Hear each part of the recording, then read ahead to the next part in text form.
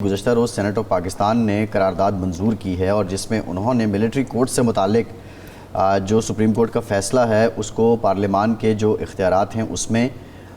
مداخلت کے مترادف قرار دیا ہے۔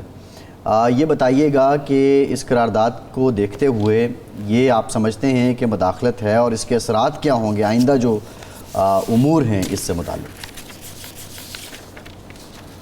بسم اللہ الرحمن الرحیم۔ آپ کا بہت شکریہ۔ اگر تو ریسنٹ ایک judgement Supreme Court of Pakistan کی آئی ہے جو پریکٹس اینڈ پروسیجر ایکٹ پہ ہے 2023 کے اندر جو لاء آیا تھا جس کو سپریم کورٹ آف پاکستان نے پریمپٹ کیا اور اس کو انووک ہونے سے پہلے ہی یعنی کہ اس کو لاگو ہونے سے پہلے ہی سپریم کورٹ آف پاکستان نے اس کے آپریشن کو سسپینڈ کیا، اور اس کے بعد آپ نے دیکھا کہ ایک لارجر بینچ بنا اور لارجر بینچ وہ پورے یعنی کہ فل کورٹ جتنے بھی ججز اویلیبل تھے سپریم کورٹ کے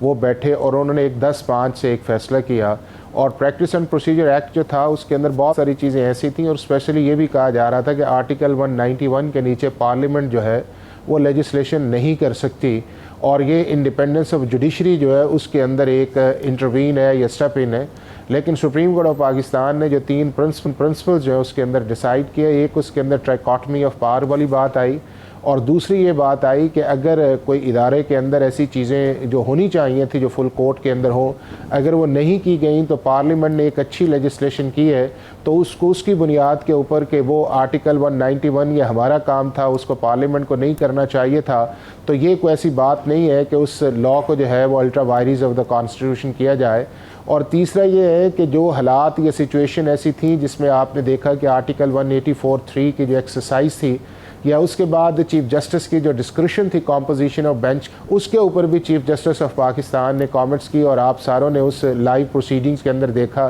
کہ کس طرح چیف جسٹس آف پاکستان جو تھے وہ اپنی اتھارٹی کے اوپر یہ کہنا چاہ رہے تھے کہ اگر اس کو کنسلٹیشن پروسیس کے اندر لے کے آ جایا جائے تو اس سے بہتر بات کوئی نہیں ہے۔ تو اگر اسی پرنسپل کو ہم یہاں پہ فالو کر لیں تو اس کے اندر تو بات بڑی واضح ہے کہ لیجسلیٹو کمپیٹنسی بھی ہے۔ سپریم کورٹ آف پاکستان نے 1975 کے اندر بھی ہولڈ کیا کہ یہ جو 2 امینڈمنٹ ملٹری کورٹس کے اندر آئی ہیں سیکشن 2D1 کی اور اس کے اندر سیکشن 59(4) کی، تو اس کے اندر جب یہ چیزیں آئیں تو پھر ہمارا جو کانسٹیٹیوشن تھا جب یہ بنا تو اس کے اندر بھی اس کو پروٹیکشن جو تھی وہ ان لاز کو جو ملٹری لاز تھے پاکستان آرمی ایکٹ کا 1952 کا، اس کے بعد پاکستان ایئر فورس کا 53 کا،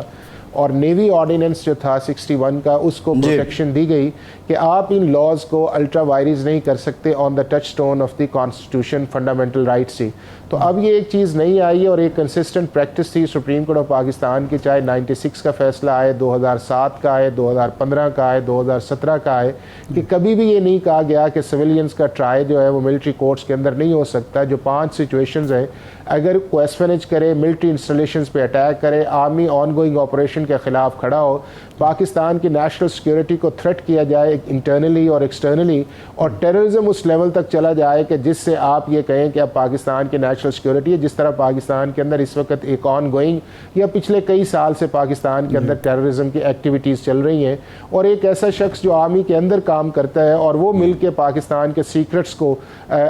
کسی اور ملک کے حوالے کرتا ہے یا پاکستان کے سیکیورٹی کنسرنز جو ہیں وہ وائلیٹ ہوتے ہیں، تو یہ ملٹری لاز جو تھے اس کے اندر جورسڈکشن بھی تھی، ٹرائی بھی کیا جا سکتا تھا، اور یہ دنیا کے ہر ملک میں ارشاد عارف صاحب ملٹری لاز بھی ہیں، ملٹری کورٹ 36 ممالک کے اندر کام بھی کر رہی ہیں، تو کوئی ایسی ایکسٹرا یوزل یا ان یوزل بات نہیں تھی۔ لیکن سپریم کورٹ آف پاکستان نے پہلی دفعہ جب ان چیزوں کو 9 مئی کے کانٹیکسٹ کے اندر جا کے تو ایک بلینکٹ امیونٹی دی ہے آپ کے ملک کے اندر کہ اب کوئی بھی سویلین جو ہے جو پاکستان کے اندر ان ساری ایکٹیویٹیز کے اندر انوالو ہو، آپ اس کو ملٹری لاز کے اندر یا ملٹری کورٹس میں نہیں لا سکتے because of the judgement of Supreme Court. تو یہ ایک بہت بڑا ویکیوم آیا ہے، اور اسی کی طرف سینٹ نے بھی کنسرنز شو کی اور بہت سارے لوگ بھی اس پہ کنسرنز کر رہے ہیں، اور اسپیشلی سارے وہ ادارے کر رہے ہیں جن کا سٹیکس اس چیز کے اندر ہے کہ ایک ایسا لاء ہے جو کبھی بھی سویلینز کو وکٹمائز کرنے کے لیے استعمال نہیں ہوا۔ اور ہماری انٹرنیشنل رینکنگ بھی جو ہے ملٹری کورٹس میں دنیا میں 7ویں نمبر پہ ہے، اور گلبھوشن کے کیس کے اندر انٹرنیشنل کورٹ آف جسٹس نے ہمارے پروسیس کو بھی ایکنالج کیا ہے، اور اس پروسیس کے اندر جہاں تک ڈیو پروسیس آف لاء یا رائٹ آف اپیل ہے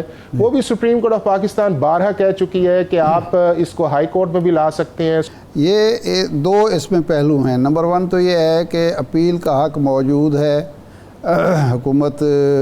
چلی بھی گئی ہے، اس کے باوجود سینٹ کو یہ قرارداد منظور کرنے کی ضرورت کیوں پیش آئی؟ ایک بات۔ دوسری بات یہ ہے کہ جو فیصلہ پریکٹس اینڈ پروسیجر بل کے حوالے سے آیا،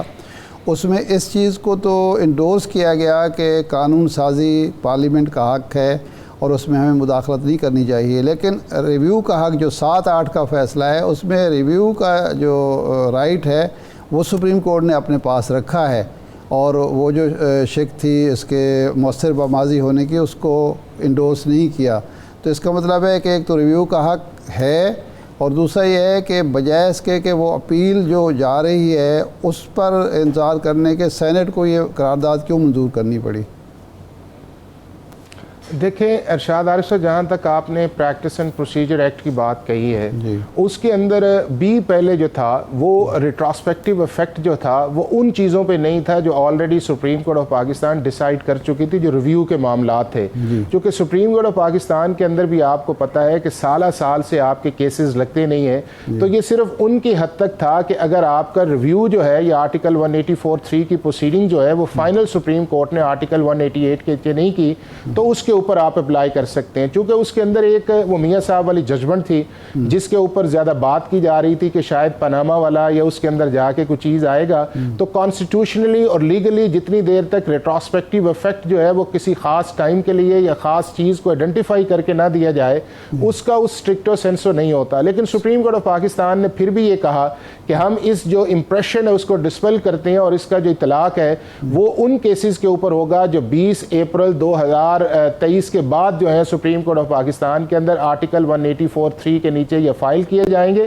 یا اس کے بعد ڈیسائیڈ آئیں گے۔ اور ان کے بعد آپ نے دیکھا ہے کہ 2 کیسز جو ہیں وہ آ گئے اس چیز کے اندر، ایک آپ کا آیا نیب کی امینڈمنٹس کا جو 2022 کے اندر چیلنج ہوئی اور 2023 کے اندر آئی، اور اب چیف جسٹس صاحب ایک لارجر بینچ بنانا چاہ رہے ہیں، اور دوسرا اسی طرح آیا کہ اسی پیریڈ کے دوران پریکٹس اینڈ پروسیجر ایکٹ کو سسپینڈ کیا گیا جب ملٹری کورٹس کے خلاف جو تھی وہ آرٹیکل 184(3) کی گئی، اور اب چونکہ وہ فیصلہ آ گیا ہے تو اب یہ اپیل جو ہے وہ سنی جائے گی، لارجر بینچ بیٹھے گا اور یہ ججز شامل نہیں ہوں گے جس کے اندر آئے گا۔ دوسرا اس چیز کے اندر جو آپ نے اشارہ کیا کہ سینٹ والی معاملہ جو آپ نے بات کی ہے، آپ کو یاد ہے کہ ایک جب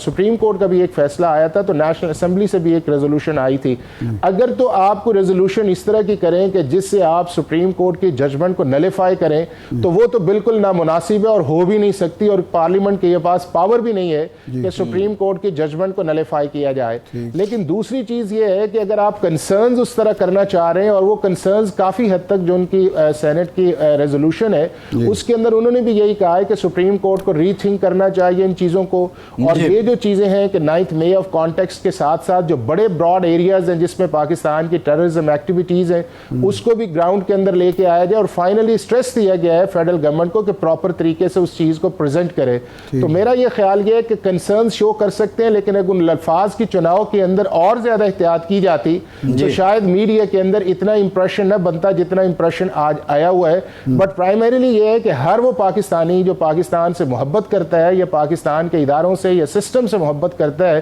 وہ یہ چاہتا ہے کہ اس ملک کے اندر رول آف لا بھی ہو، اس ملک کے اندر ٹیررسٹ ایکٹیویٹیز نہ ہو، اور اس ملک کے جو نیشنل سیکورٹی کے انٹرسٹ ہیں وہ ہمیشہ پرائم رہے، اور ان کو کوئی وائلیٹ کرے تو اس کو اسٹرکٹو سینسو جو ہے سخت سے سخت ٹرائل کے اندر لا کے اسے سزا دینی چاہیے۔